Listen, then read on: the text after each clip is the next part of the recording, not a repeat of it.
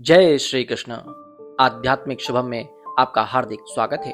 आज हम श्रीमद् भगवत गीता के अध्याय 1 के 19वें श्लोक का अध्ययन कर रहे हैं। राजा द्रुपद, द्रौपदी के पुत्रों और वीर अभिमन्यु सहित पांडव पक्ष के सभी प्रमुख योद्धाओं का दिव्य शंखनाद अब संपूर्ण कुरुक्षेत्र में गूंज रहा था। यह केवल कुछ शंखों की ध्वनि नहीं थी, बल्कि धर्म के पक्ष में खड़ी एक संगठित सेना की दृढ़ घोषणा थी। उसी क्षण उस प्रचंड नाद का प्रभाव कौरव पक्ष पर भी स्पष्ट दिखाई देने लगा।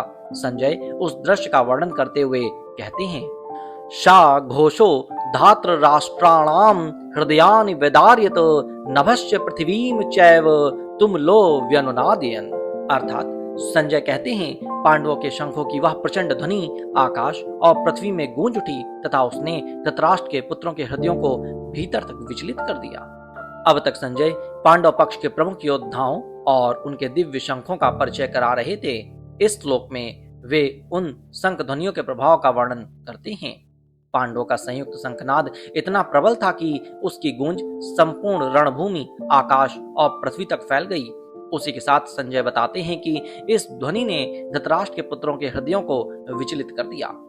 यहाँ संजय किसी शारीरिक क्षति का वर्णन नहीं कर रहे, बल्कि उस मानसिक प्रभाव की ओर संकेत कर रहे हैं जो उस विराट शंखनाद ने कौरव पक्ष पर डाला। यह महाभारत के आरंभ का अत्यंत महत्वपूर्ण क्षण है। एक ओर धर्म की रक्षा के संकल्प के साथ खड़ी पांडव सेना है और दूसरी ओर कौरव सेना। पांडवों का सामूहिक शंखनाद केवल युद्ध का संकेत नहीं, बल्कि उनके आत्मविश्वास, संगठन और अटूट मनोबल का भी परिचायक बनता है। संजय विशेष रूप से बताते हैं कि उस ध्वनि का प्रभाव धृतराष्ट्र के पुत्रों पर पड़ा। इससे धृतराष्ट्र को यह भी आभास कराया जा रहा है कि युद्ध केवल शस्त्रों से ही नहीं, बल्कि मनोबल से भी लड़ा जा रहा है। यह श्लोक हमें सिखाता है कि आत्मविश्वास, एकता और स्पष्ट उद्देश्य की शक्ति दूर तक प्रभाव डालती है। जब व्यक्ति सत्य और धर्म के मार्ग पर दृढ़ होकर आगे बढ़ता है, तो उसका साहस केवल उसे ही नहीं, बल्कि उसके आसपास के लोगों को भी प्रभावित करता है। अब संजय युद्ध भूमि का एक और महत्वपूर्ण दृश्य प्रस्तुत करते हैं।